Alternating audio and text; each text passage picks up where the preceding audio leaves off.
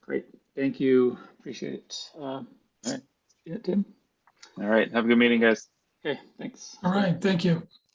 Thank you. All right. Pursuant to Senate Bill number 2475, which was signed into law by Governor Baker on June 16, 2021, this meeting of the Southborough Municipal Technology Committee will be conducted via remote participation to the greatest extent possible. Specific information and the general guidelines for remote participation by members of the public and or parties with the right and or requirement to attend this meeting can be found at the Town of Southborough's website at southboroughtown.com. For this meeting, members of the public who wish to watch or participate in the meeting may do so in the following manner by finding the meeting at southboroughtown.com/remote meetings.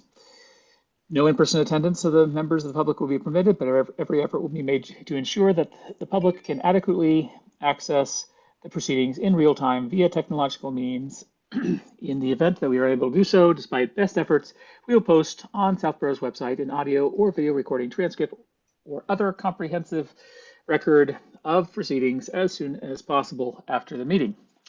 So with that being said, we'll call the meeting to order at 7:08 p.m. So Matt, Yeah. Matt, can you send me the text of the notice you just read, because it's a newer notice than the one that I've been using in the previous minutes? Sure. It's in the agenda, which is posted. Oh, yep. Oh, well, I actually have the agenda, so Okay. yes, I see it. Never mind. I've got it. Thank you. Okay, no problem. Thank you. All right. First thing is minutes. Do we have, Larry, minutes from previous meetings that we should I sent out the June 16 minutes this afternoon. Awesome. All right, let me pull those up. Okay, I see those. Let me pull them up and share them. Larry, I found a couple typos and I sent you an email just with a listing of them. They're pretty small things, but just so that you know that email is in your inbox with a couple I see of it. ones. Thank you. Yeah. I had no changes of substance. Okay. This was regarding the town clerk.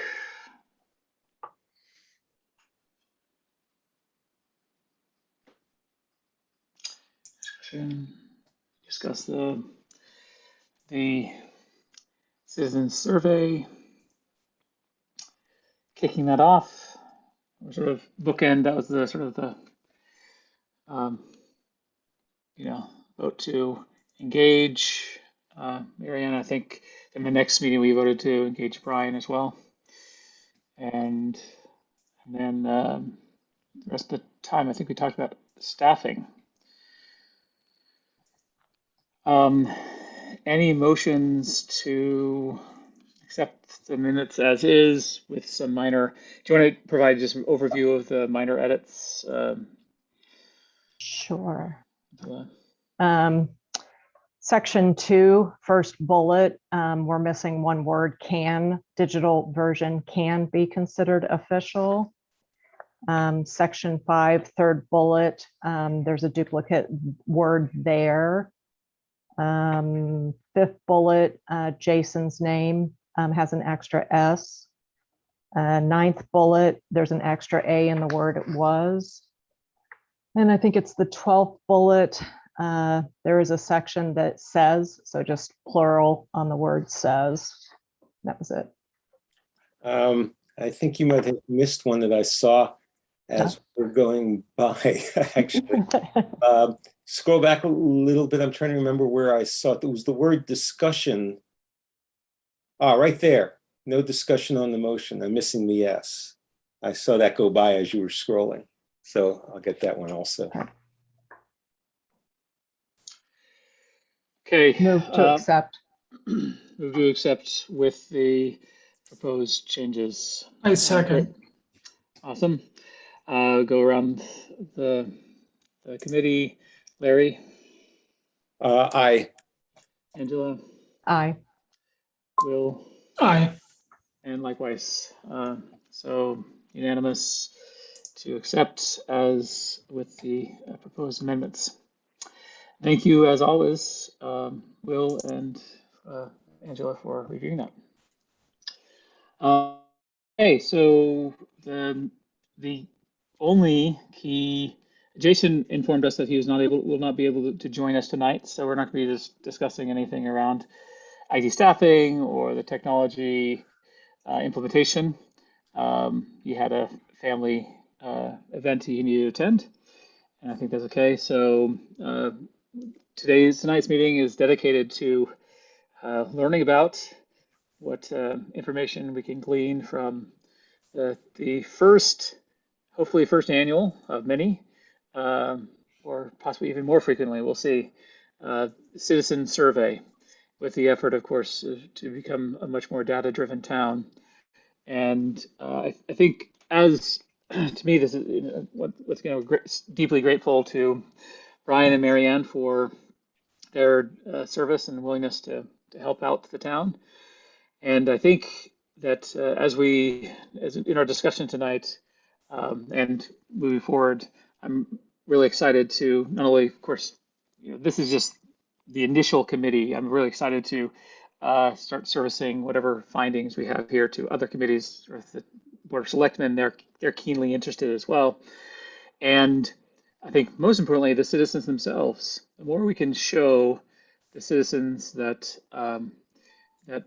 gathering data and gleaning insights from it will improve their experience as the citizens and residents of the Southborough. That I think will help drive engagement in future instances of the survey. So I think Brian and Marianne had prepared a few slides to go through. But are there any comments from anybody before we turn the time over to them? No, just thank you very much for all the work. We really appreciate it. Definitely. And I would appreciate it if you could send me the file that contains anything you're presenting tonight, because they have to be included in the minutes. Yeah. One thing to note is we're not going to be, out of privacy concerns, we're not sharing, and I think all we're gleaning, and I think we've discussed this before, more summary data from the information. So, but yeah.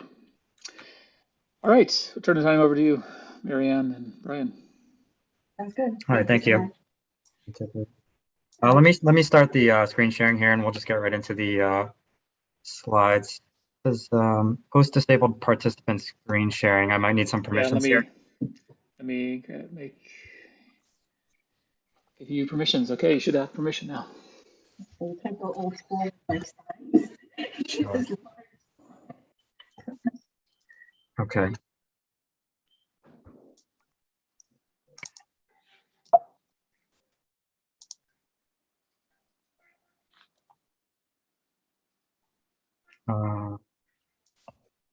Okay, and you guys are able to see the slides here? Yes. Okay, I'll let you take the lead, Marianne. Sure. Marianne, your audio is breaking up a little bit. It's difficult to hear you. All right.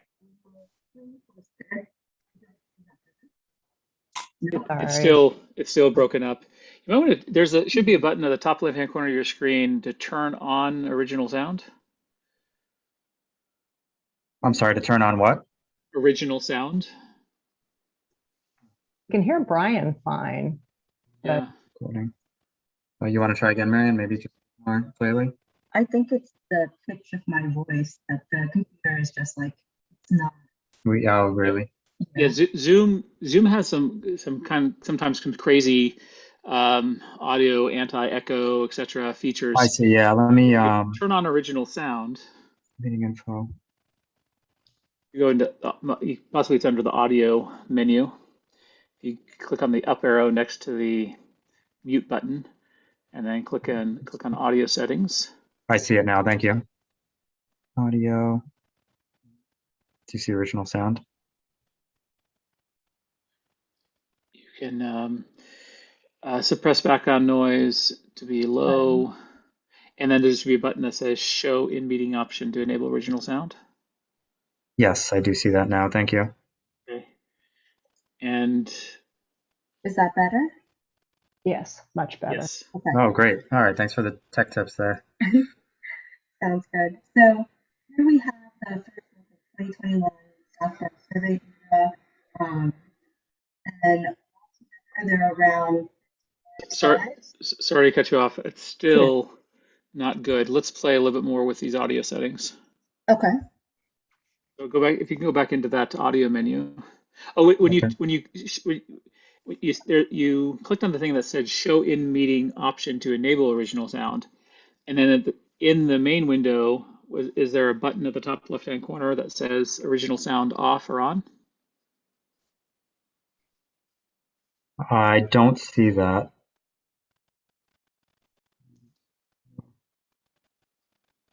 Oh, turn on. No, it's currently off, so I could turn on original sound. Yeah, Let's try turn that. on original sound. Yeah. Okay. Try again, Marianne. Is that better? Yes. Okay. So this is our first look at the survey. Thank you so much for. All right. No, it's still not. I think it's your distance from the speaker, maybe.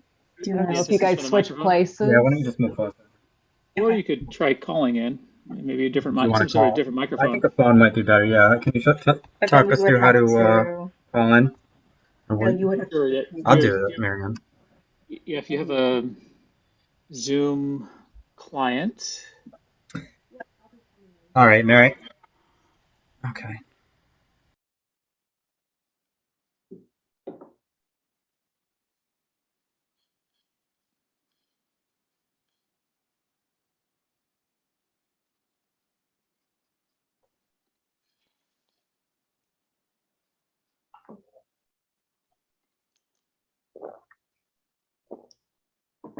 Yeah, and I will post a link.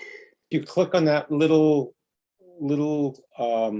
green shield, the checkbox in it near the top of the screen. That'll give you the meeting ID. Yep, and you can also, let me drop it into chat. Is chat not enabled? Oh, I think her phone, she joined on her phone, but I think she wasn't a panelist and wasn't able to come off of mute. Oh, try, or is it, oh, I see you. Okay. Let me allow to talk. Talking's permitted. And now you should be able to come off of mute.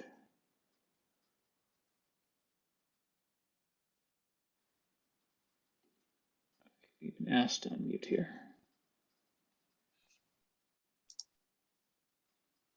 Can you hear us now? How's Is that that? better? Oh, much better. Yeah. Thanks for bearing with us there. No, thank you. Thanks. Right through that. So do you want to just get right into this? Sure. So going to the next slide. So here are we have content. So there's a little bit about us, an executive summary, the survey response observations, the survey sections, recommendations, and appendix. Any questions or thoughts on these contents before we dive right in? It's good.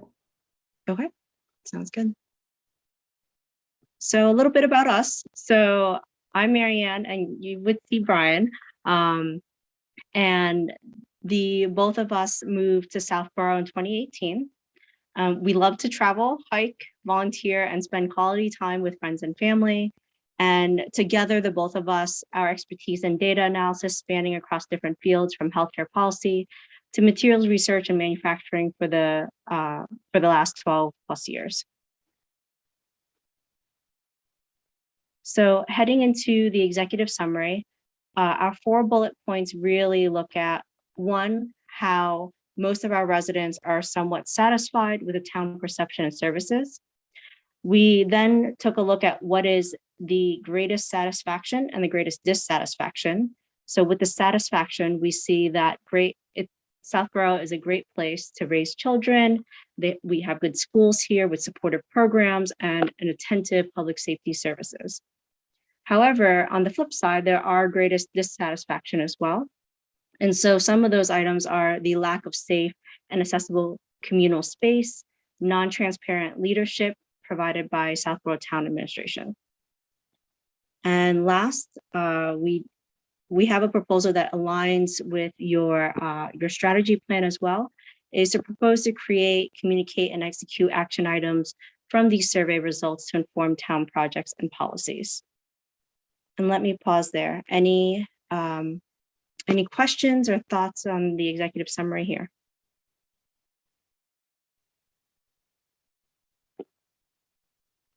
Okay. It's very interesting. Yeah. So maybe I could talk a little bit through on our methodology and the survey responses. So it's true that there were 423 respondents. That's about 4 to 6% of the residents in the town. You guys had a total question count of 157. However, the number of respondents really drops off as you get into the survey. So it's really not accurate to say you had 423 for the entirety of the survey. It actually had a pretty steep drop-off rate, especially, I think a lot of people, what they did is they looked at the first question and got to the second question and stopped there. So we see a pretty steep cliff dive here, unfortunately. And we see that as the survey goes on. And for sure, survey fatigue is common, but the completion rate is something that we look at here at 51%. So I think if people got about a quarter of the way through, they mostly stuck it out. 98% of the people responding were Southborough residents. And the methodology that I used, I mainly tried to clean the data and make it a little bit more easier to process. I worked in Python, and I used basically just some of the packages in Python to help me clean the data and to automatically generate some plots to, as you'll see, I put together a histogram showing the respondents for each and every question here. So we don't have every single plot in this PowerPoint, just in the interest of time. However, all those are available, and we'll make that available to you. I also did a what's called a sentiment analysis on the free response type questions. So there were some questions that had a text box that allowed respondents to basically type in their thoughts. And a sentiment analysis is basically whether it's positive or negative. So if a respondent used words like good or great and things like that, that comes up as a positive. And if they use things like terrible, it comes up as a negative. And then you have some confidence associated with that based on how many responses there were and what sort of language that they used. So I generated some of those as well as some word clouds for the free responses. Do you want to take the demographics? Sure. Okay. So what you see here are 3 pie charts, and most of our respondents are female, white, and between the ages of 35 and 54. From left to right, you see a pie chart for age, race, and gender. What you see is starting at noon, so 12 o'clock all the way around. So if you take a look at age, we start at, there's around less than 1% that's under 24. And if you go all the way around with 15% of respondents are 65 and older. And very similarly for race, we see around 75% of the respondents are white. And for gender, around 58% are female. Let me pause there. Any thoughts or questions on the slide? Okay. So we also see that most respondents have a greater than 100,000 household income. If we take a look at a deeper dive into just the over 200K, you see that it's twice as many as either over 100K or 150K to 200 respectively. Okay, so we're going to dive into the overall satisfaction of Southborough, and just a little bit of background as well. The deck is structured in the same format as a survey would. There are some sections that I thought that would be better from a storytelling perspective to be shifted a little bit, but it's not that drastic. So the first 3 questions of the survey was, how would you rate Southborough? And those sub questions also looked at as a place to live, as a place to raise children, and as a place to work. And as one can see here, most respondents responded excellent or good for their as a place to live and as a place to raise children. However, as a place to work, the responses vary from excellent all the way to don't know. And that might be indicative of Southborough residents not really working in Southborough. Yeah, I mean, it seems to me that that particular question might also just be partially skewed by the current environment and how people are working in general. This is, this was asked during a fairly non-normal time for most people working. Yeah, that's definitely true.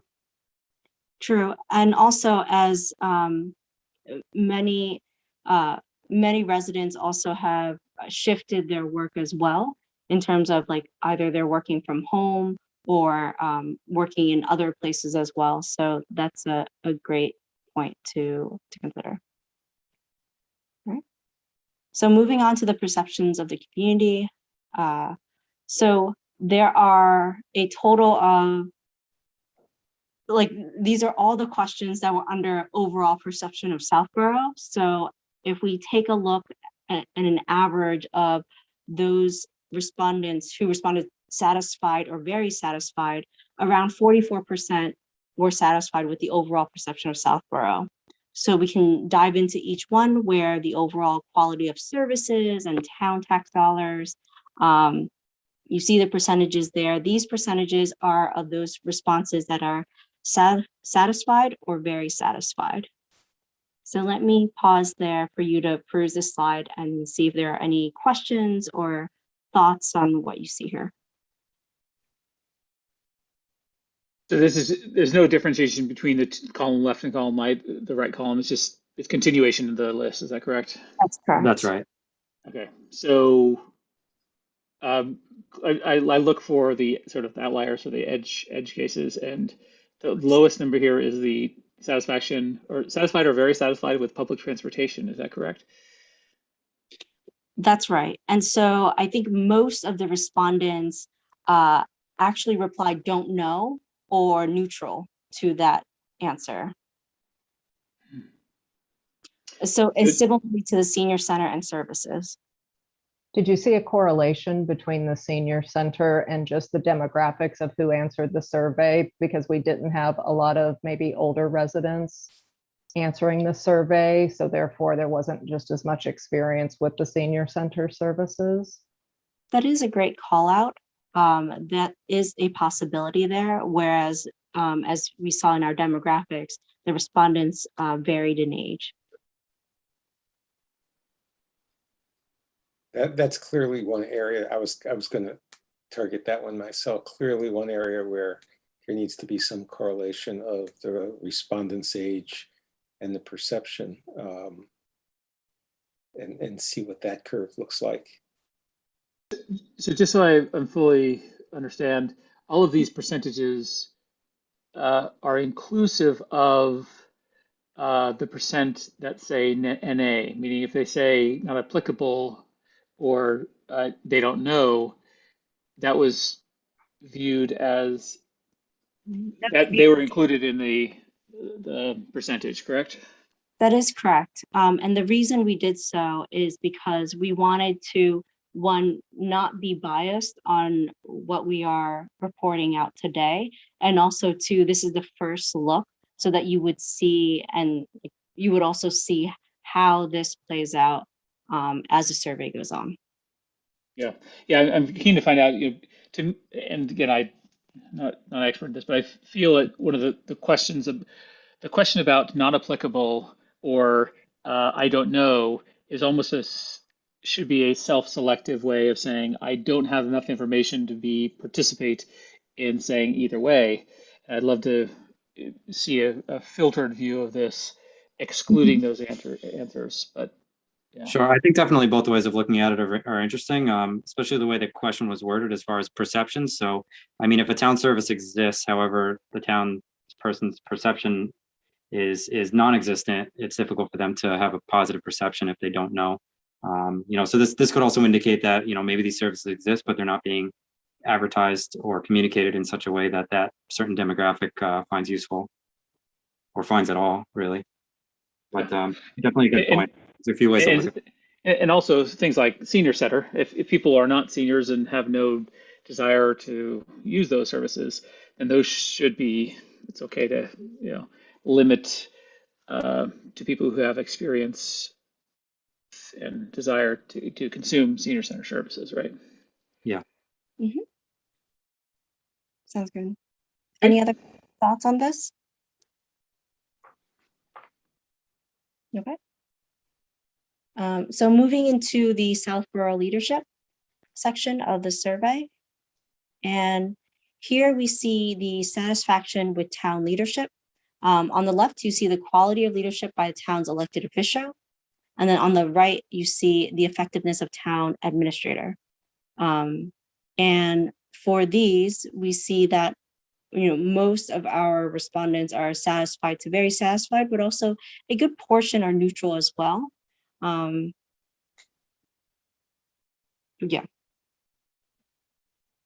I wonder if a lot of this is just actually driven by like lack of knowledge and lack of understanding. I mean, every time we've had one of the town departments come talk to us, we've been surprised by all the different services they provide and all the things they were providing that we as Southborough residents weren't aware of.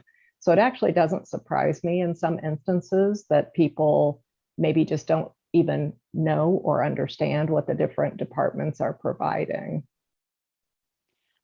I completely agree with that. And at the same time, Brian and I learned a lot from analyzing this data. And if we didn't have the opportunity to do so, we wouldn't know of all these different programs and services and sections of town that we would never have really stumbled upon or known.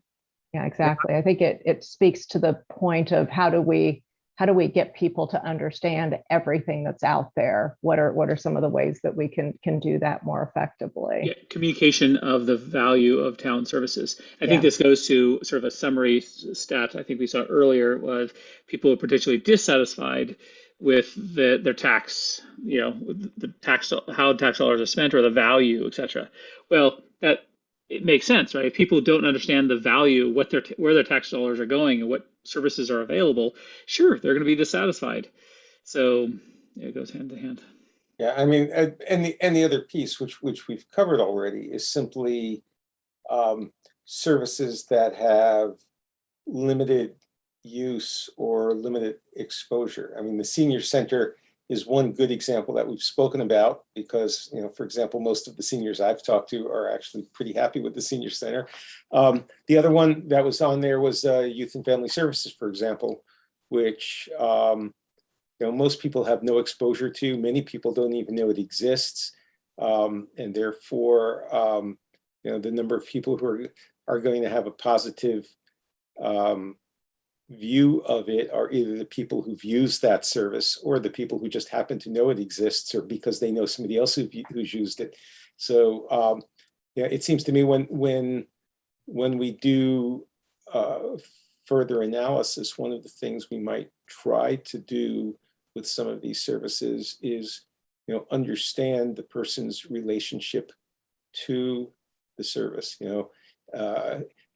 Ask about your satisfaction with the fire department and then say, have you ever used the fire department, or what services of the fire department have you used, or something like that, and as follow-on questions for each of them. And then we can actually correlate the the exposure or the use that people have with the actual statistic. So that might be something to think about the next time we do a survey. I would say actually the survey you did covered a lot of that. There's some questions later where we'll go into the communication. And I think those are pretty enlightening to look at how the townspeople find the communication channels, what they're actually using. So it may help guide your decision on like where you should focus your efforts as far as communication channels. Yeah. Okay, great. Thanks. Yeah. Move on. Yep. So we'll move on to the next slide. So a continuation of this section, we then take a look at how ethical the town conducts their business and how transparent the town conducts their business. And we also see here, a very nice, really very nice bell curve from very satisfied to don't know, with the satisfaction with town leadership in terms of ethics and transparency. With that, though, we move on to the next slide, which is looking at the sentiment analysis here. And it shows here in the open responses a need for increased and diverse town engagement and transparency. So we see here with 68% confidence of a negative sentiment. And the next four bullets really summarizes the open responses from conflict of interest and lack of diverse resident engagement and leadership, lack of transparency, and challenging working relations with town officials. There were many comments, as you alluded to before, Matt. The cost of taxes not aligned with town services, and then the myriad of underperformance, inadequate public facilities, too few businesses, and poor walkability compared to neighboring towns. That was a lot there. Let me pause there. And there are many free responses here in which we will gather and also send them over to you when we are finished with the presentation. Can you just explain what the first bullet means where it says negative sentiment with 68% confidence? Yeah, I can do that. So a sentiment analysis basically takes all of the wording from all these free responses and it looks for words that generally have a positive sentiment. So things like good or great or love. So if people were to write things like, I love Southborough, you're doing a great job, typically that would come back as a positive sentiment. So it's really like an automated type of analysis. A negative sentiment would be things like, don't like or hate, those types of wordings. And the confidence level really just indicates what our confidence is in, whether it's positive or negative. So if we had 100% confidence, it would mean someone said, I hate this, but if it's less than that, there may be some kind of ambiguity in the wording. So what I would take away from this probably is that, there was a lot to digest in these free responses. I did look through every one. It's difficult to really summarize and give you like an average response, but I think people like to use these free responses as an opportunity to, provide some criticism, be it constructive or not, and give them an outlet to really communicate with the town leadership and voice their opinions on things. So I think there was really a lot of good information here, and I would definitely encourage you guys to look at the raw data, at least for these free responses, and see what people had to say, because, even going on to, I think someone mentioned fire services. There's people who wrote in about how they use those services, or they had an incident that they needed something, and some things were great. So there's really a varied response across from a lot of people. So pretty interesting. So if I recall correctly, this in the survey tool, the free responses were mostly limited to soliciting opportunities for improvement or change. Is that accurate? I don't think we had just a generic free response saying, what do you think, are these good services, are they bad? Meaning the nature of the question or for prompting for the free responses was all around improvement. So as such, would that not effectively lend the responses to be soliciting more negative, or what are the problems or what are the changes people are looking to change, which means it would be negative? Yeah, I think when you kind of open up a box and ask for comments, people tend to be critical. However, I would contrast that with especially the police and fire services, where we did have a very positive sentiment from the free responses. So that was an opportunity where people could have been critical and really felt that they wanted to voice their appreciation and gratefulness for those services in the town. Awesome. Sounds good. All right, moving on to Southborough Police Services. So we really mostly see neutral or satisfied with police services. Around 50% of the are satisfied or very satisfied with the effectiveness of police protection. 45% are satisfied with the town's overall efforts, enforcement, quality of interactions. 40% are also satisfied with the visibility of police in neighborhood and how quickly police have responded to specific emergencies. And here we do see a positive sentiment with 71% confidence. There was some pretty interesting. Oh, go ahead. Sorry. Yeah. So how can we explain that? If there's only 45% satisfaction with the overall town's efforts to prevent crime, et cetera, and only 40% satisfied with visibility of police in neighborhoods, but yet the positive sentiment is 71%. What could that be attributed to? Yeah, so the sentiment analysis really could only be done on the free response questions for this particular topic. So for those who chose to submit a free response, generally their feedback was positive. Overall, though, for every respondent who responded to the survey questions regarding the police services, The results are more so reflected in the top two bullets at, say, 50% satisfaction. So what's interesting, I would say, to take away from the free responses is a lot of people had some issues, especially with Route 9. That I saw a very funny comment that made me laugh was someone compared it to the Autobahn. But I think there was a lot to take away. I saw a lot of comments in there about the speeding and the red light running on Route 9, especially as it crosses with some of our local roads, and a need to really enforce some of the traffic laws around town. People not really feeling safe letting their kids walk or play in the streets, speeding mainly. Those were the topics I saw most frequently. I've been on the Autobahn. Route 9 is not the Autobahn. But Matt, to respond to your comment, I think to some extent there's some human nature involved here, that when you ask people to respond to particular things, then they respond one way. And when you give them an open comment box, they focus on the things that's foremost on their mind, not foremost on your mind. And you end up with a different view of their perceptions. I'm really terrified of people speeding on Route 9, but when I had a problem at my house, they showed up the next day, and I think they're great. Those could easily come from the same person, but in one case you wanted them to answer your question, and in the other case you asked them to say what they wanted. Right, and all of this shows there is good with surveys, and there's also not so good with surveys. There's always response bias with all of these. But what we wanted to do was to show, the data in its purest form without our biases as we continue to go through the survey responses. So the next slide we're looking at there are two areas that they would like to place most emphasis on. One is enforcement of local traffic laws, and the second is the town's overall efforts to prevent crime. All right. Moving on to Southborough Fire and Emergency Medical Services. We see nearly zero responses dissatisfied with fire and EMS, as we see here.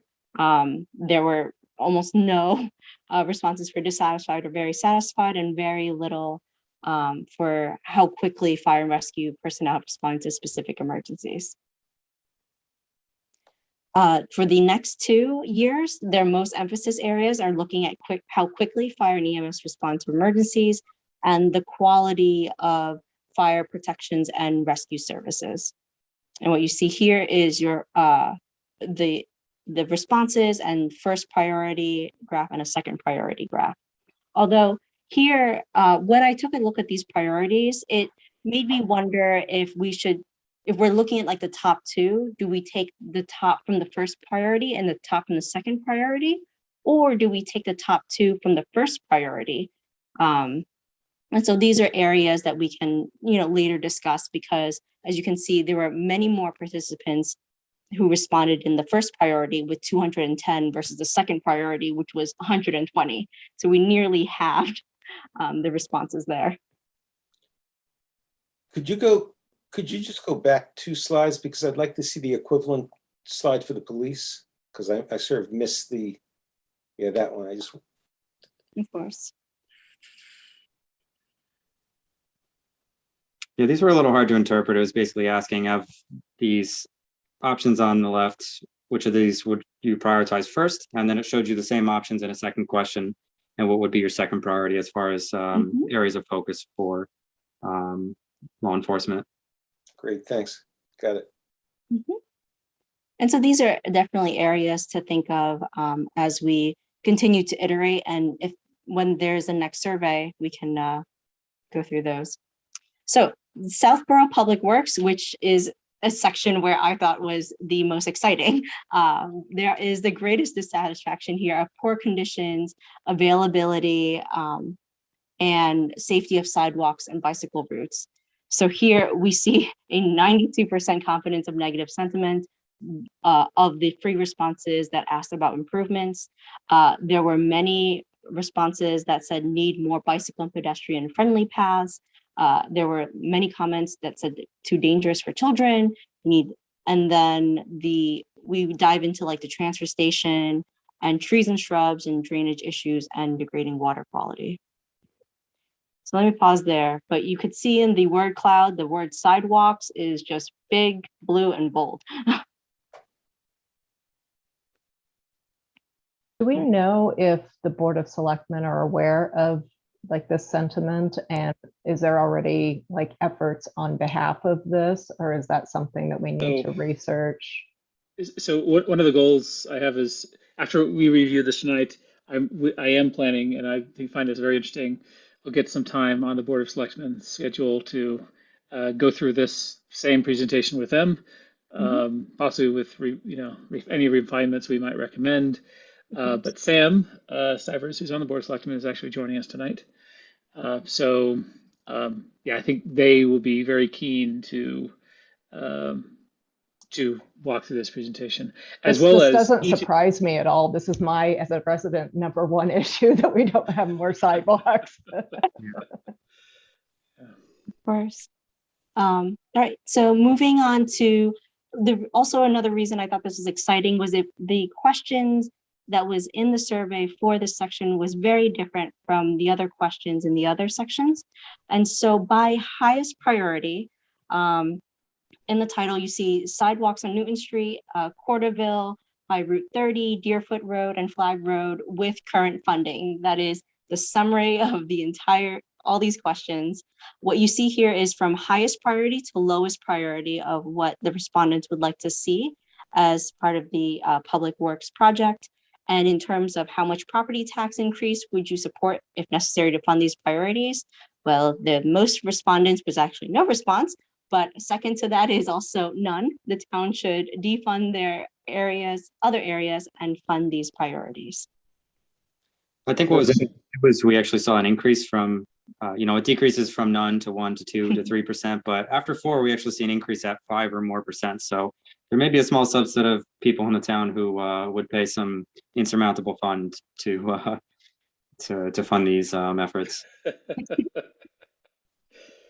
Interesting. So this, just for as FYI, this particular list came from Public Works. And when I was discussing and negotiating with them about what questions would be in their section, because again, this is all about helping us and helping them improve their services, they made it very clear to me they just didn't want a free-for-all, what do you want, and allow people to just say, I want a sidewalk in front of me, or I want this project. So I said, okay, can you submit to me a list of projects that you're potentially considering? And they thought it would be interesting to get residents' interest in prioritization. So I do find this very interesting. And I think they will as well, and hopefully can influence what strategy they have and prioritization they have for actually implementing them. Sounds good. All right, so we're moving on to Southborough Library. Here we see that honestly, approximately 80% of respondents either didn't know or did not respond to library questions, which I thought was really surprising. Of the library services we have here, and of those responses, we see, a fairly mostly satisfied or very satisfied with 15% at computers and printers and Wi-Fi and internet access, because a majority of those respondents also replied neutral or they did not need it. The top 2 library services the survey respondents would like to place as the most emphasis over the next 2 years are the programs, which classes, story times, etc., and online services, so website, catalog, research, and research databases. There was an extra question at the end of this section also that looked at electronic access to consumer reports. And of those responded, so I took out those that did not respond, 70% of them stated that they would be either somewhat or very valuable to be interested in electronic access to consumer reports. I would say from the free response as well, my feeling on the responses I read through where people were a little bit dissatisfied with the facility itself. So I guess there's been issues with flooding in the basement as an ongoing issue, or how available it is as far as hours and open days. They were a little frustrated with some of those things, as well as the Wi-Fi access people were a little bit frustrated with as well. Mm-hmm. Was there any suggestion by some resident to turn the Southborough bottom floor into the municipal pool by chance? I think there was some Well- suggestions to tear it down and build a beautiful new library, but might be beyond the scope of this. Actually, one thing to remember is that the library has been primarily closed since the onset of COVID. So, as far as accessibility, it has opened up. Hopefully, it's not going to get closed down again. But, they've been battling, really haven't been very accessible at all for the past year. Yeah, I think people were frustrated with that from their responses. It showed for those who use the library, I think they miss it. Definitely.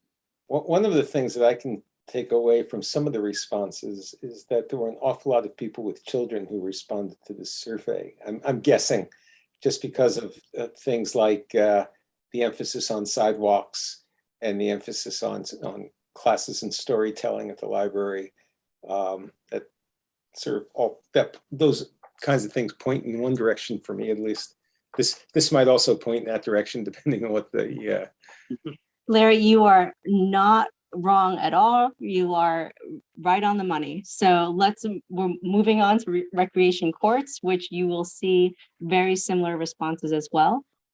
So we have most fairly very satisfied and satisfied across all these different fields. We're going from the quality of these fields to the baseball fields, to the soccer ball fields, to the tennis courts, and lastly to the basketball courts.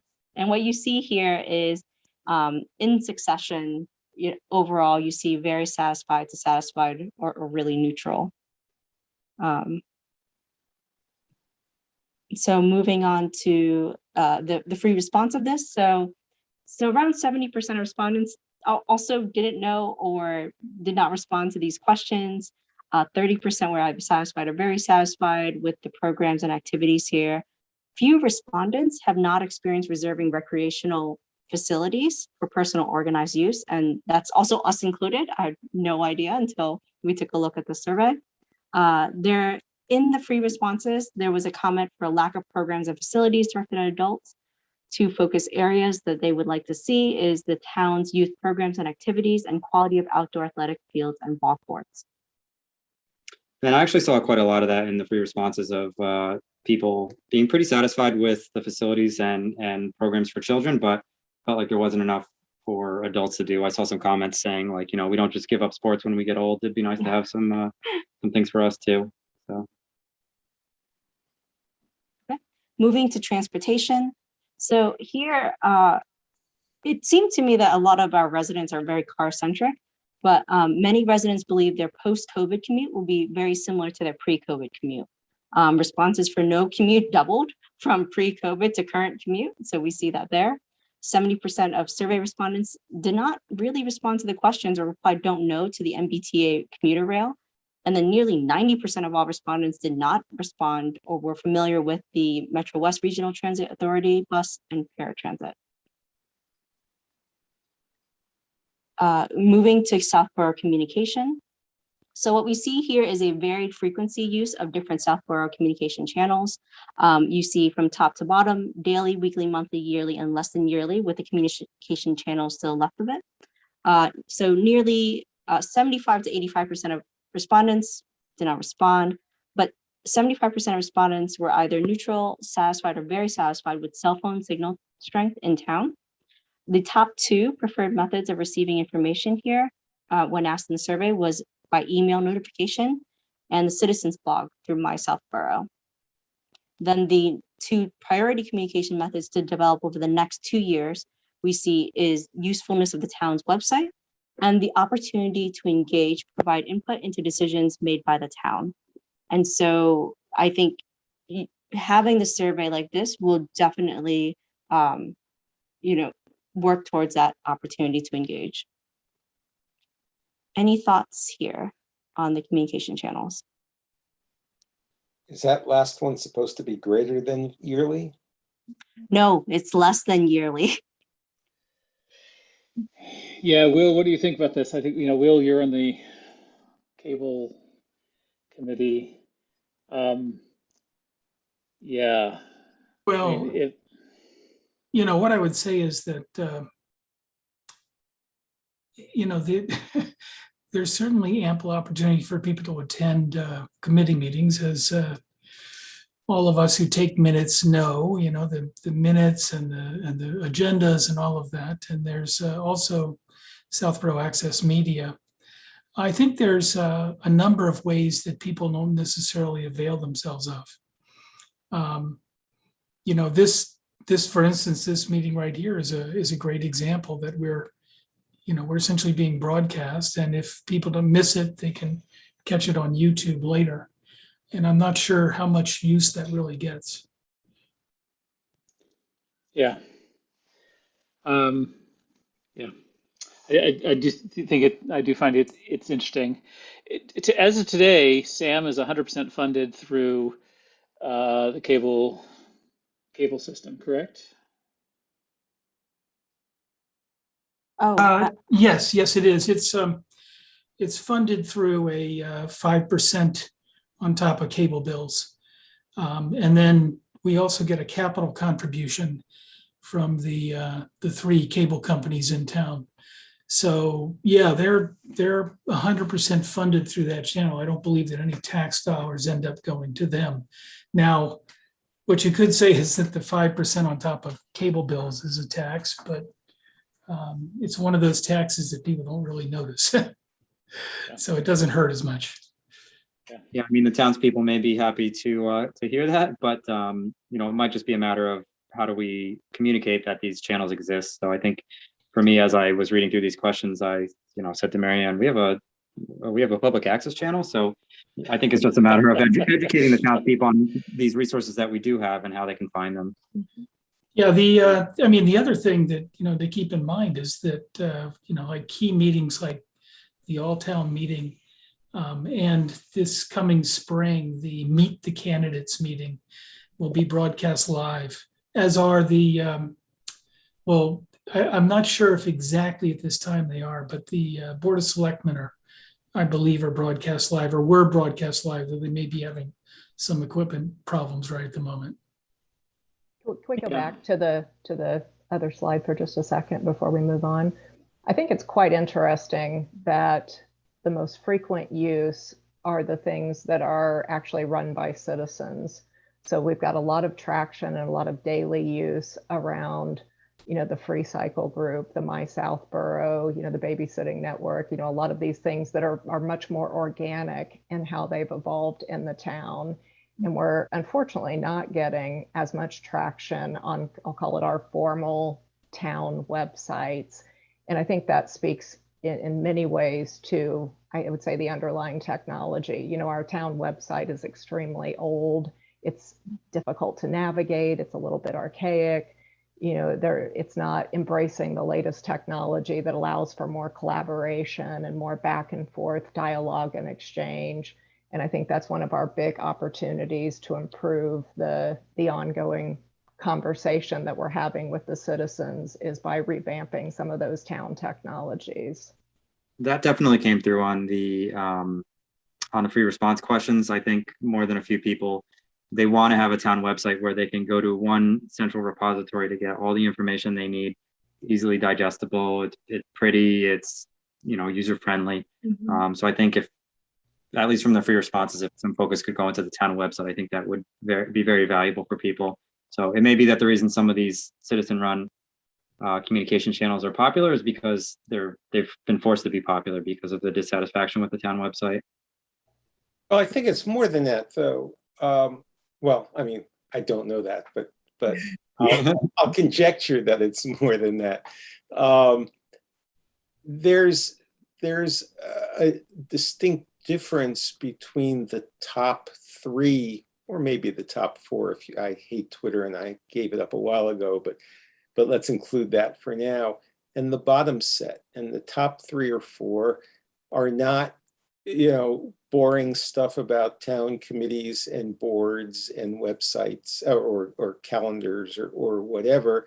They're the types of things that engage everyday people on a regular basis. I mean, I have my southborough.com in my RSS feed. Eileen uses the Southborough Free Cycle pretty regularly. I mean, I don't have the Southborough Facebook group. I try to join as few groups as I can on Facebook, but I believe my wife does there also. These are things that, you know, affect what you do on a day-to-day basis. And the other ones are, well, you know, here's when the MTC meeting is this month. And I mean, that's just really not that interesting to most people. Yeah, definitely. These are a couple of very different things. I mean, it makes sense that you might not go to pay your taxes all that frequently on the town website.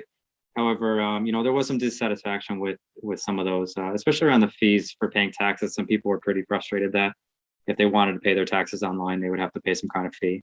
Right. Yeah. I mean, I find that troublesome, but you know, I have no doubt that if we improved the technology there, you know, improved the websites, made them more sophisticated, made them more interesting, we could draw people in a bit. I'm not saying that there's a solid line there and people are interested up here and not interested down here, but I'm only pointing out that there's a sort of characteristic difference between the first 3 or 4 and the last 3 or 4. Definitely. You know, it's not real surprising. But I guess I just wonder if there has to be. I mean, if you envision a Southborough Recreation website that isn't just like the address of where they are and the phone number and stuff, but actually has more program type information and is more engaging, and where citizens could go to actually get that understanding of all that the departments offer.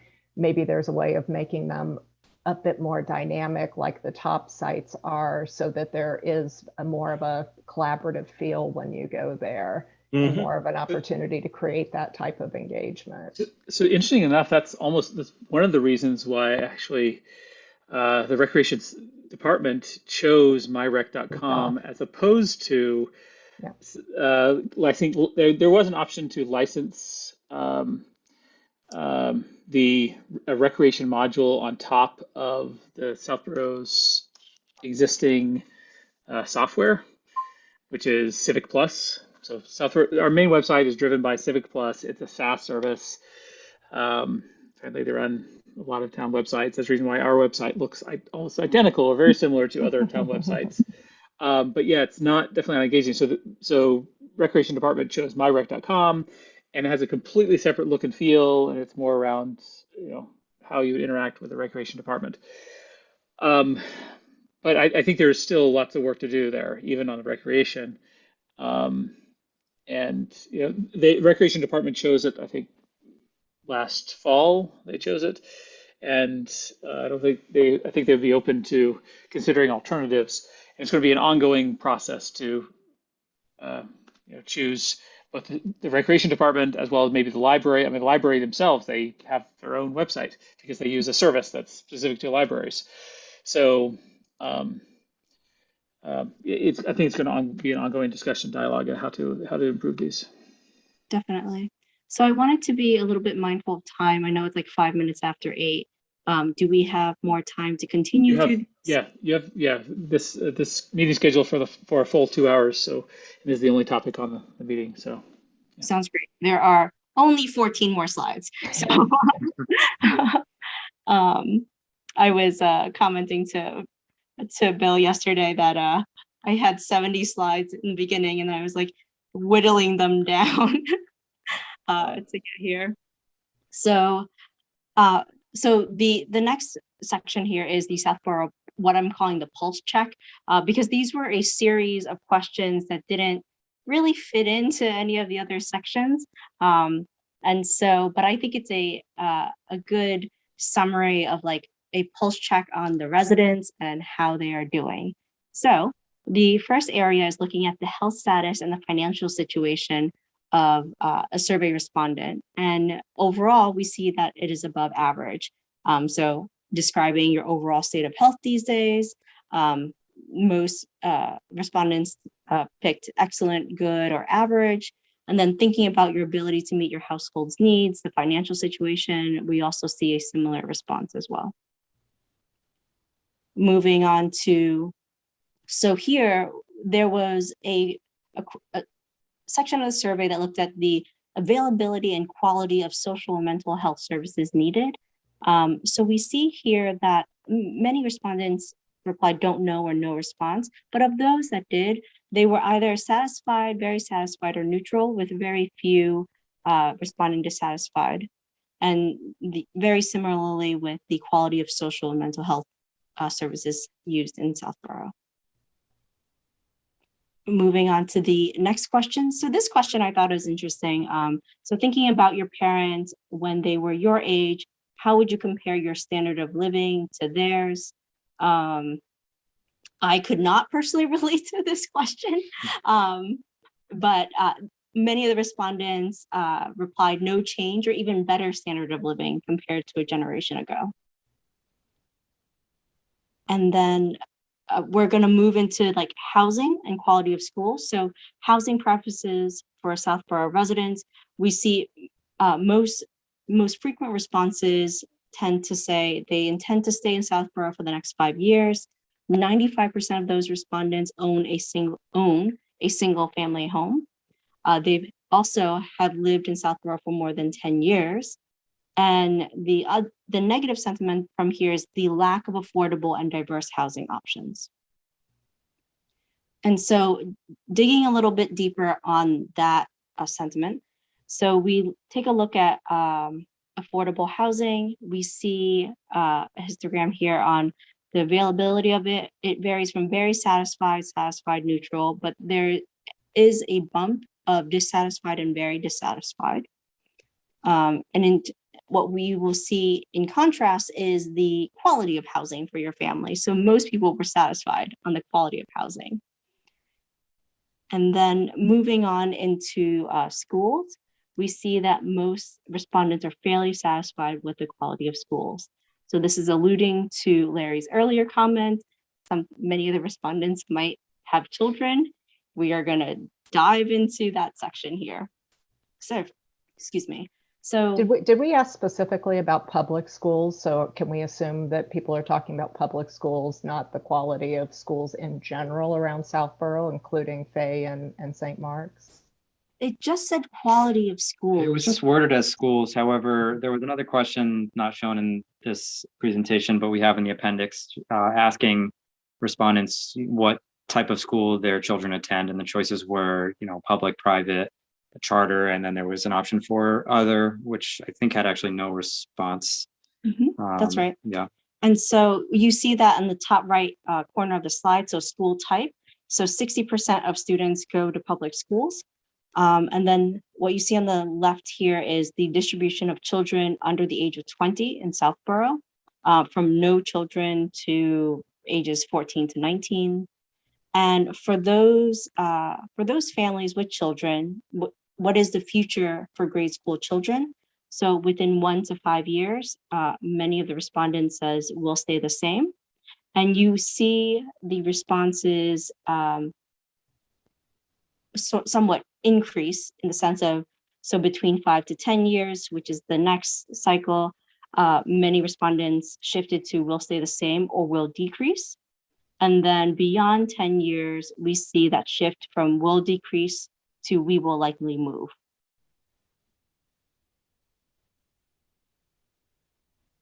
So Okay. just so I got that,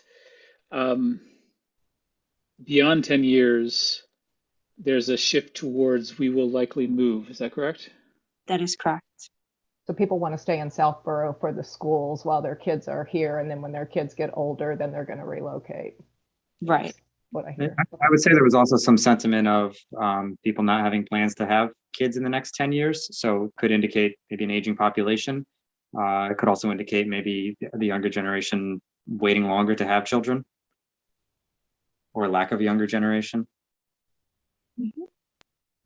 And some of that might have to do with affordability. Mhm. Definitely. Yeah, definitely affordability of housing for sure. Mm-hmm.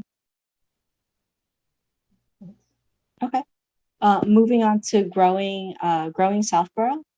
So most of the Southborough residents go to neighboring towns or cities to do the following. And so out of all of these different areas, from grocery shopping, fitness gym, bank, Personal services, entertainment, retail, shopping. Many of the respondents say that they go to a neighboring town or city to do so.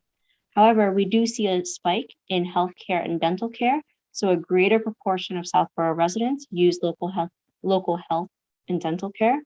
And therefore, from this, we surmise that Southborough residents will utilize amenities if provided and readily available in town.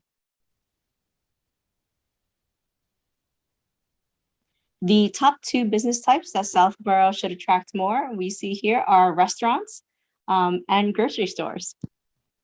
And that is the most frequent responses.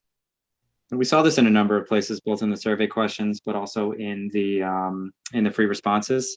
There was a lot of, I would say, a desire for a more quaint or cute type of downtown with some of these types of services. I saw a lot of comparisons to neighboring towns as well. Hudson came up a lot, actually. So if any of you are familiar with like Hudson's downtown, I think people who travel there are very satisfied with the type of services they're able to get in Hudson, and might like to see some of that in Southborough. Okay. This is the last of all the sections that we have.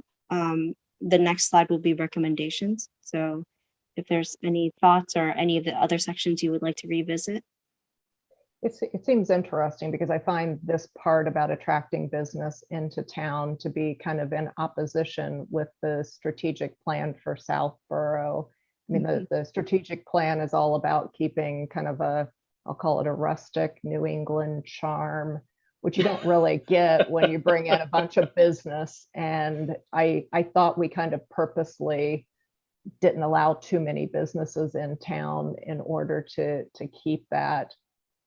I don't know. I'm conflicted on this one. I mean, I don't mind driving a town over to go to the grocery store because I wouldn't want like a huge stop and shop right in the middle of town. But I think most respondents feel differently. agree with you for the most part. I myself was a little conflicted in reading through and kind of trying to digest the free responses. There's a lot of dissatisfaction for the type of commercial businesses here. So, for example, the intersection where like Ken's and Ted's is, there was a lot of dissatisfaction about the type of businesses that are in that specific area. I think Ken's and Ted's over in Westborough. Yes. No, it's on the western side of town on Route 9. Yes. Where the Ken's Food Distribution and the Ted's of Southborough, the towing company. Yes. Oh, okay. I know what you're talking about. Yeah, it's all around Route 9.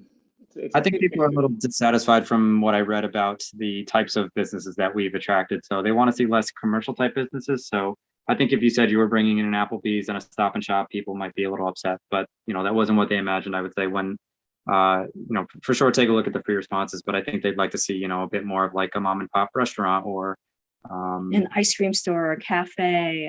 And with the grocery stores, it's more like a mini mart. The farmer's market type of thing, yes, or something definitely like that. With that charm.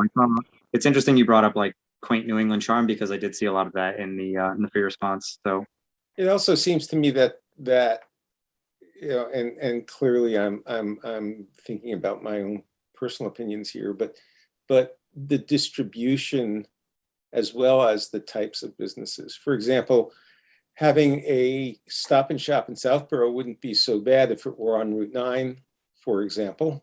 But what we put on Route 9 are some of the interesting restaurants where people would like to go, which would be much more interesting and much more enjoyable if they were downtown rather than, right on Route 9. So I think there's some amount of backwardness. You go to our downtown area and there's, a few shops, there's a pizza parlor. I mean, it looks like a little downtown area as opposed to something that you would go down, let's walk downtown for the evening and get some coffee or let's get some dinner or whatever. You don't do that in downtown Southborough. You have to drive to Route 9 or to an adjacent town. So, I think it's not just what would we like to see in town, but where would we like to see some of these things placed? And, right now, I don't think we've got either of the, personally, I don't think we've got either of those right. Yeah, I think I fully agree with you. This idea of quaint New England charm. I think everybody agrees that Route 9 doesn't have quaint New England charm. So let's just get over it and we've already put a large industrial building on there, Ken's food distribution, and I think if residents had their way, I think they might prefer a Stop and Shop there rather than a large industrial, distribution center like Ken's. I don't know.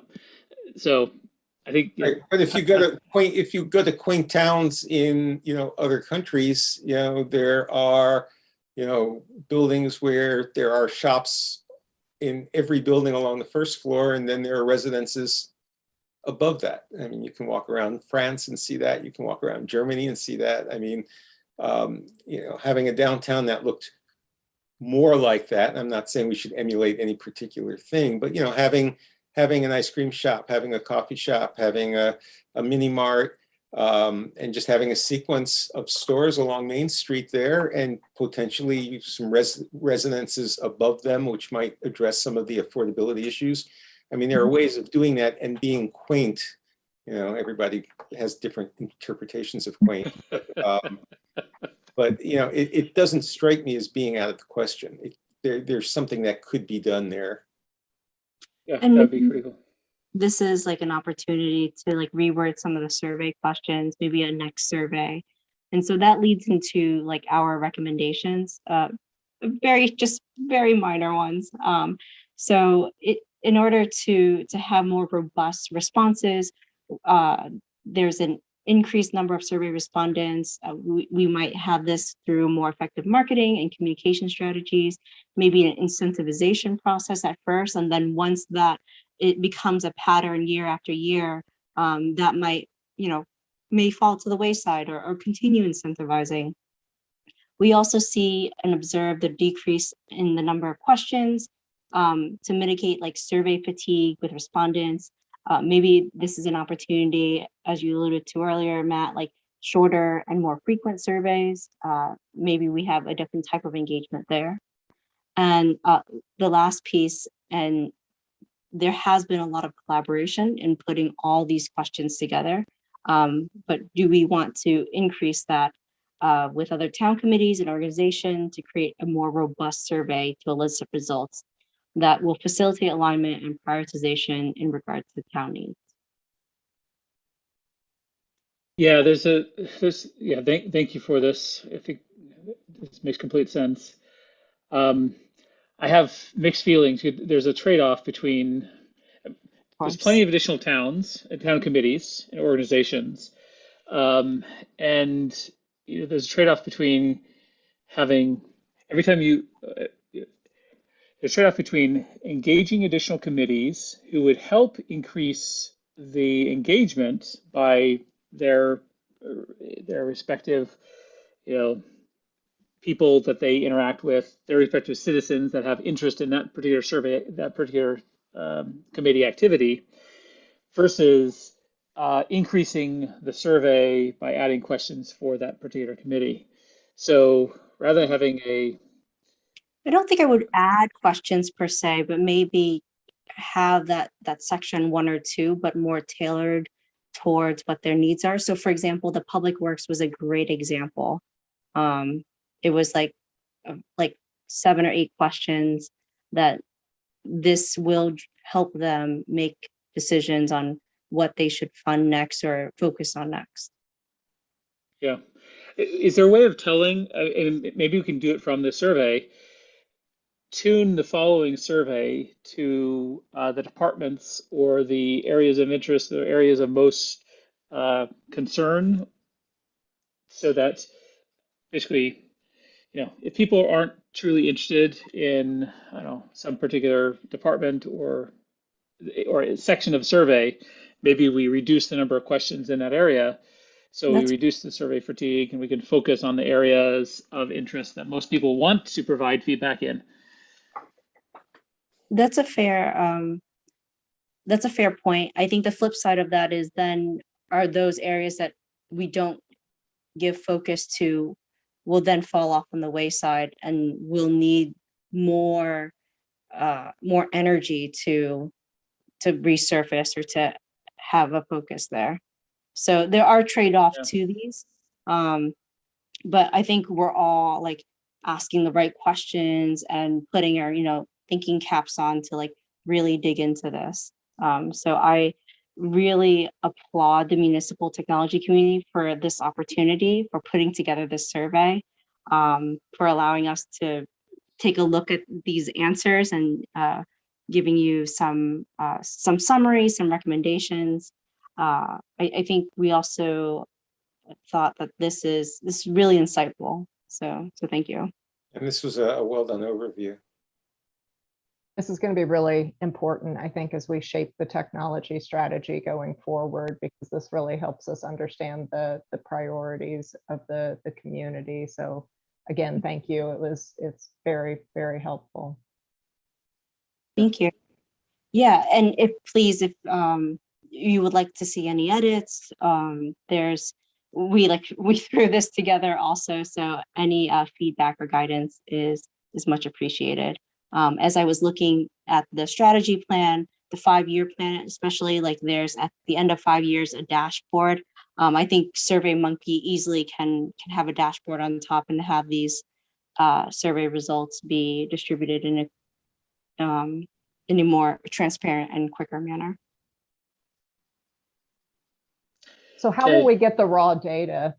Is that something that you still have, Matt, or how would that be shared?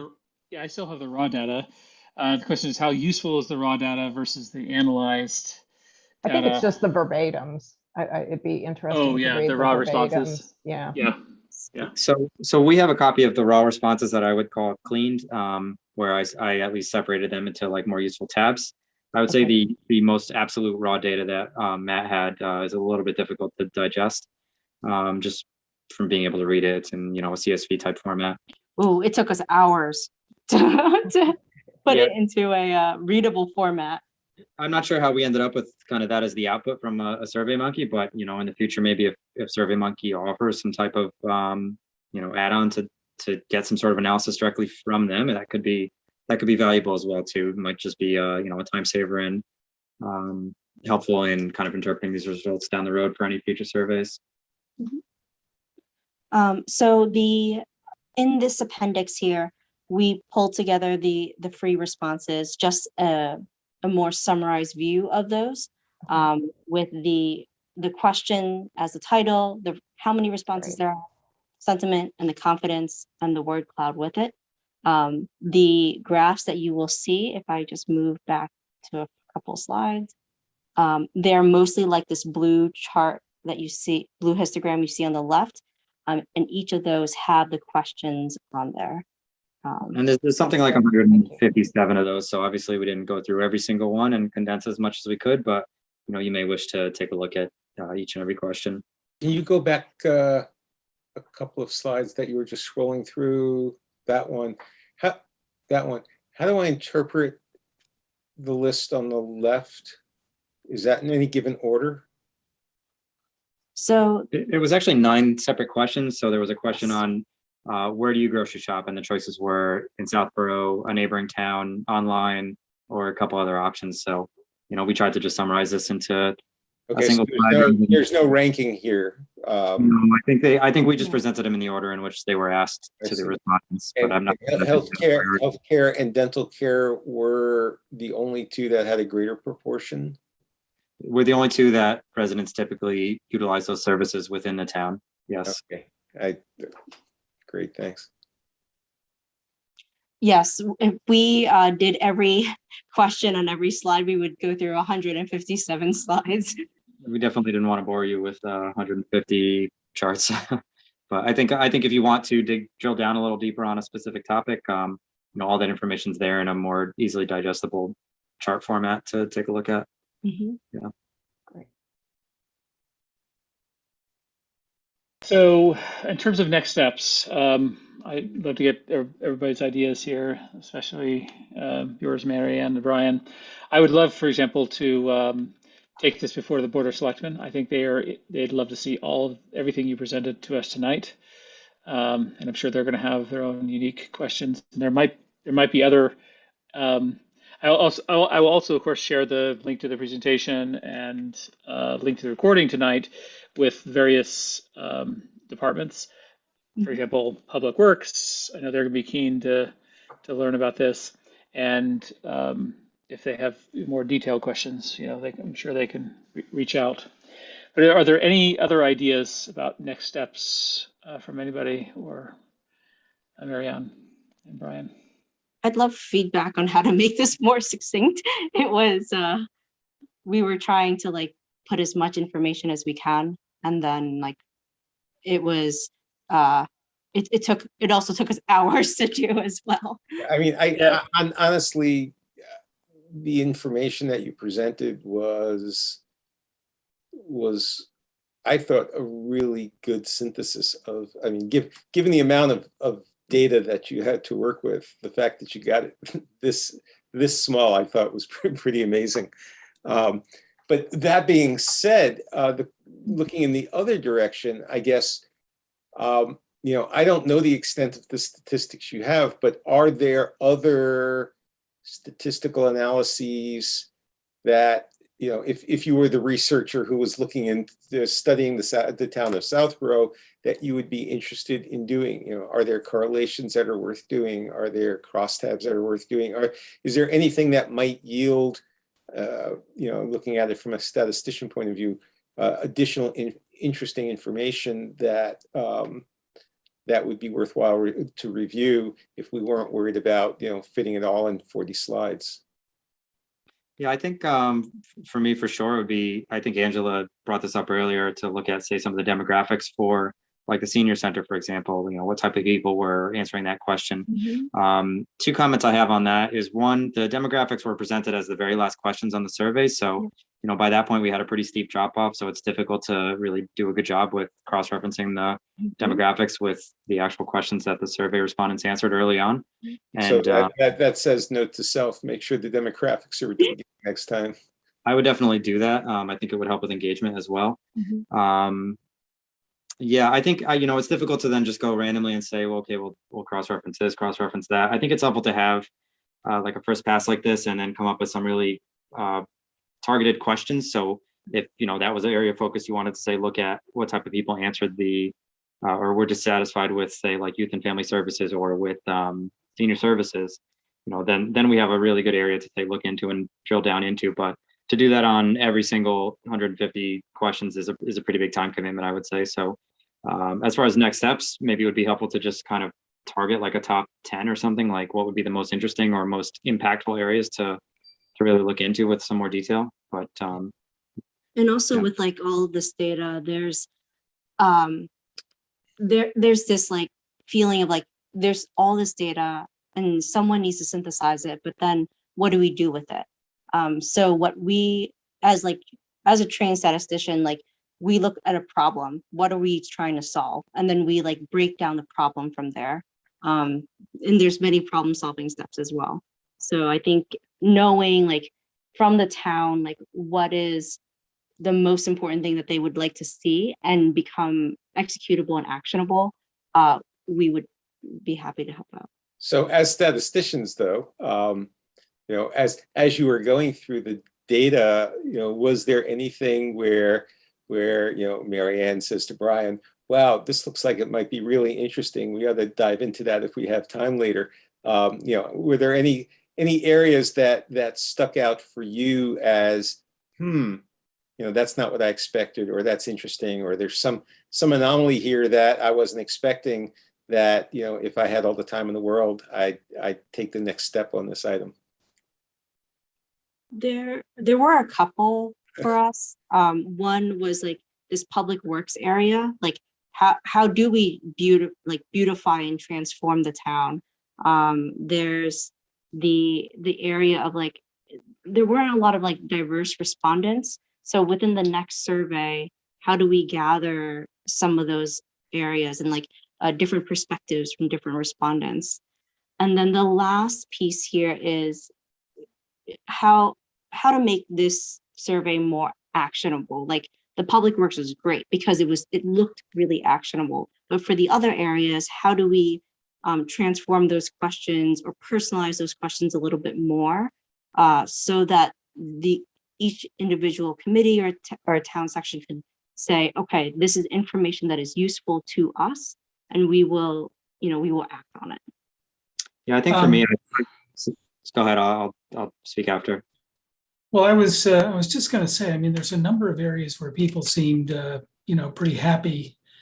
And, those would be areas that I would de-emphasize in a future survey. And then, of course, as you were saying, the Department of Public Works, and, those are areas where there seemed to be a lot of energy around that, and definitely things to look into more. I guess, another area that you mentioned was like the senior center. They have a clientele that generally knows about them. Maybe, it'd be interesting to try and get more respondents in that age group, just so that you could give the senior center more specific guidance in terms of what they're doing. They're always looking to try and bring in more people who are in that right age bracket.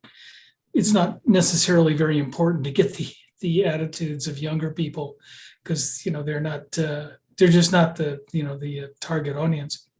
And then I guess the other area that might be very interesting is to try and get more respondents who have school children, right? That was the majority of the respondents. That was the majority of respondents were respondents that have children. So okay. Being female and between 35 to 54, so it's like that age range. And in terms of older adults, I think the younger generation is looking towards more climate change, more the aging process is always going to be here. So in terms for senior center or senior services and their projects, that's an area that we can definitely explore a little bit more. Maybe work with the Council on Aging to see, are there like areas for disability or older adults, or can we put those questions in? If we want to get more of the older population filling out the survey, we need to think about how we're administering the survey. I think the technology is a blocker to getting older folks definitely answering it, because we heard that from the senior center, that technology itself is a blocker. So maybe we need to, I don't know if it's some kind of simple iPad type, touch screen Which survey. reminds me of the initiative the MTC has with the Council on Aging to help them possibly do a iPad or tablet loaner program to senior citizens. Maybe we can say, we'll help you if you promote the next survey. Preloaded survey. As part the of checking survey out your come up by iPad, you have to- default. So when you Exactly, get the the homepage. loaner, the survey is the first thing that pops up. Are there other audiences that you feel were underrepresented? Younger, much younger. Didn't seem to have very high a few maybe people that were in my age group or below, I would say. I think that may just reflect the town demographics to some degree, but I think it'd be interesting to get a better sense of what some of the younger, not children age, but like young adults to like early career residents of Southborough, what their opinions might be. Another thing I wanted to say, Larry, you're asking about other kind of analysis we could do. It would definitely be interesting to kind of like re-administer the survey and then start to look at the trends. So is Southborough trending up or down? So over time, are things improving or generally getting worse? And when you do one survey, you really can't, you get a snapshot, but you really don't get a sense of how things are changing. For me, probably one of the most interesting parts of going through this was all of the free replies. I would say definitely if you guys have some time, just to read through them. Some are kind of funny, some are kind of fun, but it really gives kind of a look into the way people are thinking and their opinions on things. Some people use it as an opportunity to express some opinions that maybe the survey didn't adequately capture. But the police was a good example of where we saw generally decent satisfaction, but then a positive sentiment afterwards.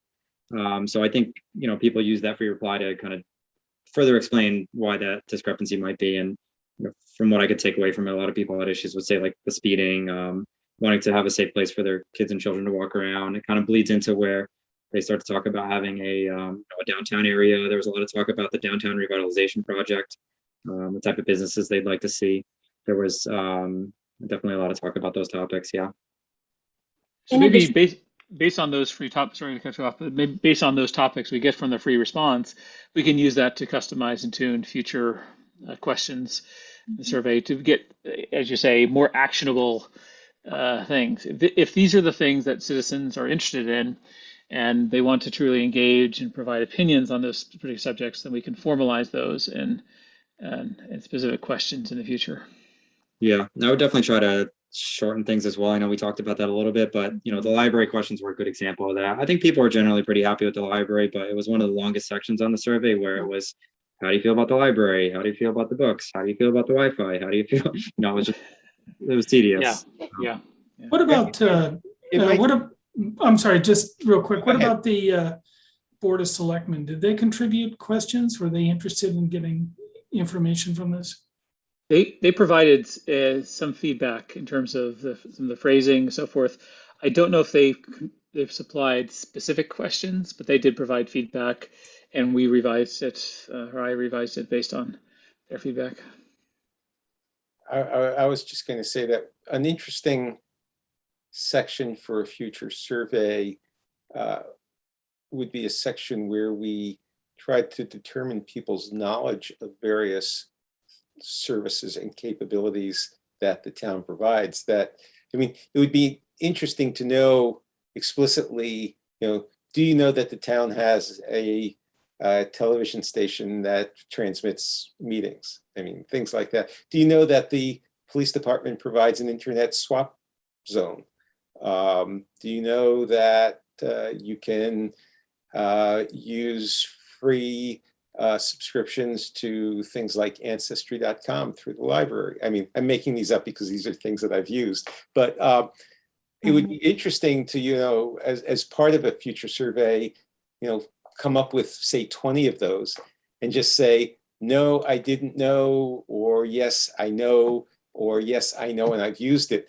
And just to sort of get a feeling, because, as we've discussed earlier, a lot of the responses are in many cases due to the fact that you just didn't know about it. And it's hard to sort of figure out which those are. And when people don't know about it, they're probably never give positive answers. Either they won't answer it at all, or will say neutral or whatever. And it tends to skew what you're seeing. So presenting some set of town services to people that they might not know about and say, do you know about this, might be interesting. Agreed. I view this, agreed. I believe that the survey should be used to assess the level of understanding. The survey should be used as a feedback mechanism for us to improve the services. And I'm guessing, Larry, you're not proposing that the survey be used as the conduit or the primary conduit for informing our citizens of what services are available, because if it is, that means our primary conduits are broken. Well, I mean, if the town website is broken because people aren't understanding what services are, that's not what I was proposing. But okay. I mean, the fact is that when you ask a question, you're actually providing information, and it's hard to not do that. And if I ask you, do you know about online subscriptions available at the library? Then I'm actually telling you that there are online subscriptions available to the library. Now, if that's a conduit and it's better than going to the town website, then so be it. But that wasn't my intention by doing it. Okay, great.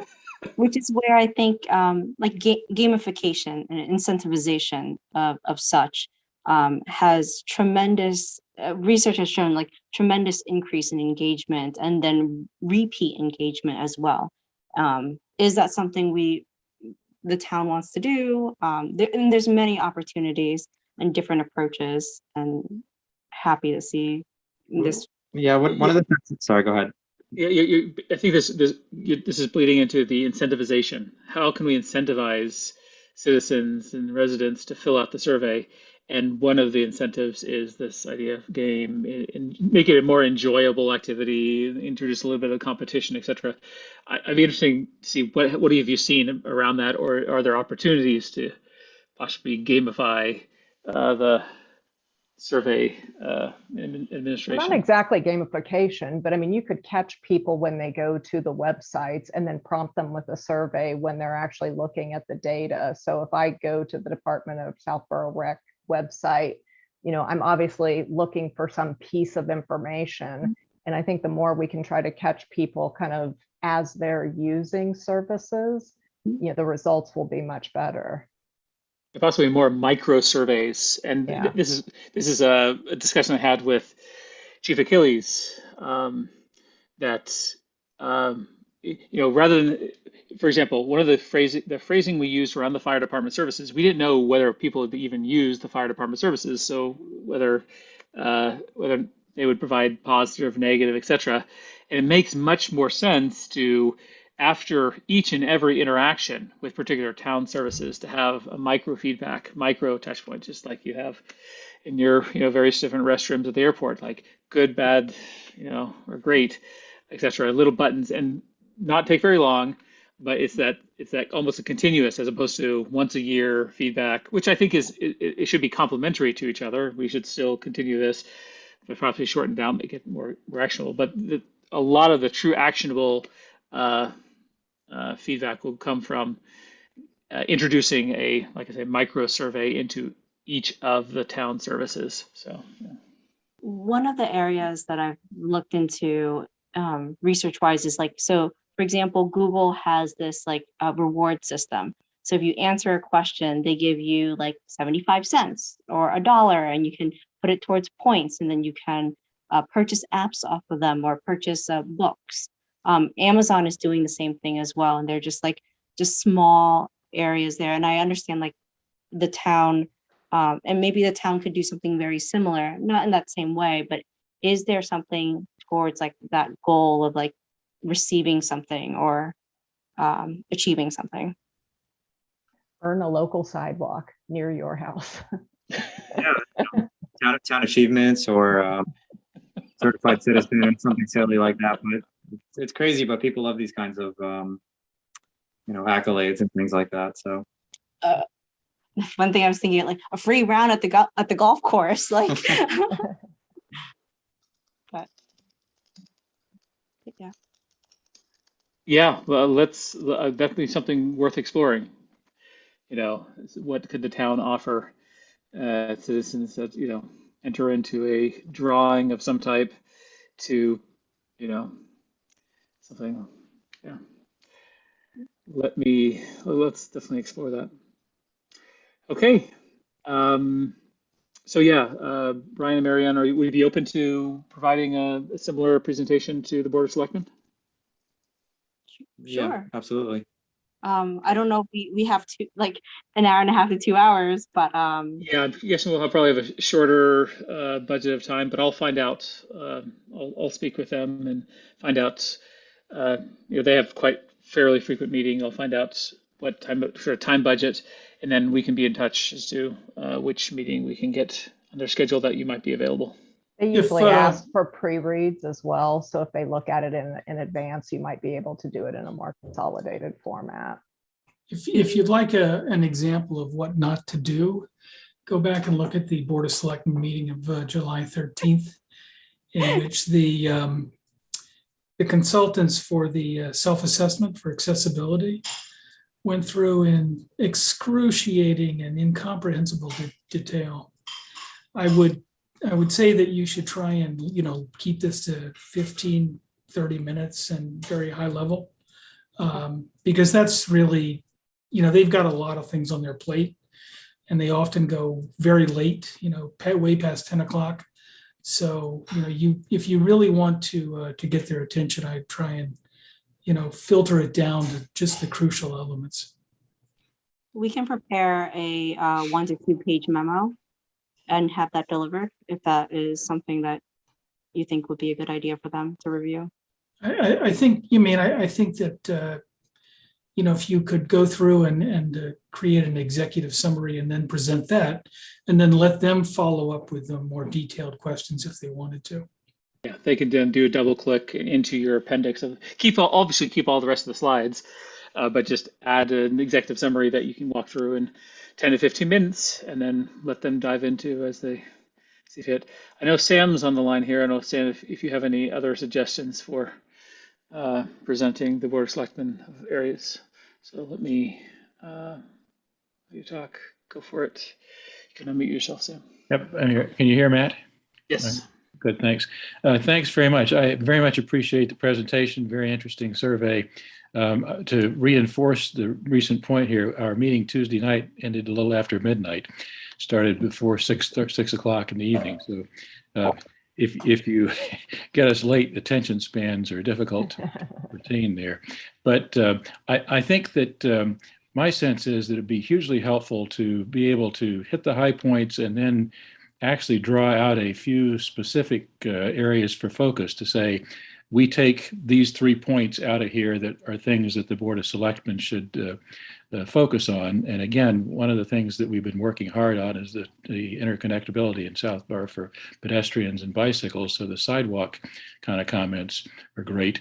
And if, again, you can reinforce a few of the things that are already on the radar screen, but maybe give them more of a push, because we are trying to figure out how to spend some federal money. The town is actually getting about $3 million for the American Rescue Plan Act.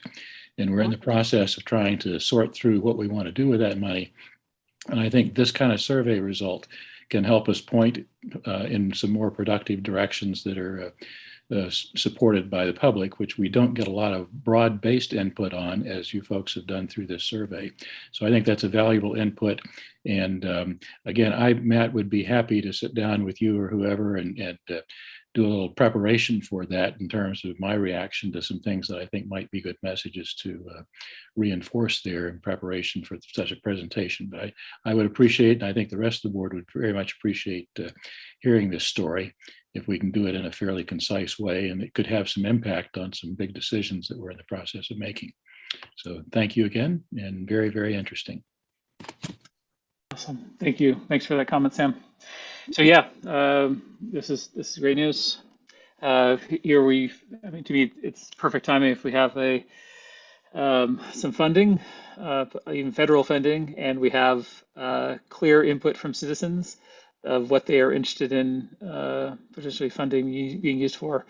It's the perfect opportunity. So yeah, I'll be in touch, Brian and Marianne. We can link up with Sam to prepare for that. So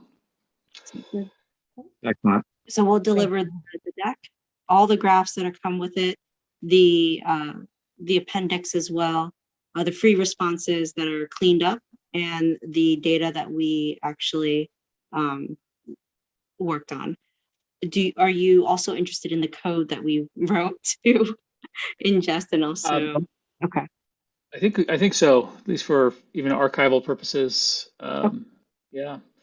But I'm hoping to incentivize you somehow to continue your engagement for future surveys. We've greatly appreciated your work here, and we hope this could be a continued partnership as we do future iterations. If you're willing to continue your volunteer work. If you fill out a survey, we'll give you the honor of analyzing it. That's the game. I found like I figured it out, yeah. In terms of the version that's included with the minutes, should I include only those slides that were presented tonight? Yeah, only the slides that we presented. So could you send me a version? I assume that was PowerPoint or Keynote or something. Could you send me a version that only contains the slides presented tonight? Yes. Yes. Yeah. Great. Thank you. Okay. All right. Thank you again. Yeah, thank you so much. This is excellent. Awesome work. Excellent work. Thank you. And sorry we didn't get you a pre-read before. It was just, we were like, oh, there's so much. Well, thank you for the opportunity. Okay. If there's no other questions from either side, let's go ahead and close. We can close a few minutes Are we early. doing next month's meeting, Matt, before we close? Yeah, let's find a time on our calendar for next month. September already. September, it's crazy. So the third would be, I know we have, of course, Labor Day coming up. Should we target the week of the 13th or the 20th? Will be work best for people's schedule, MTC.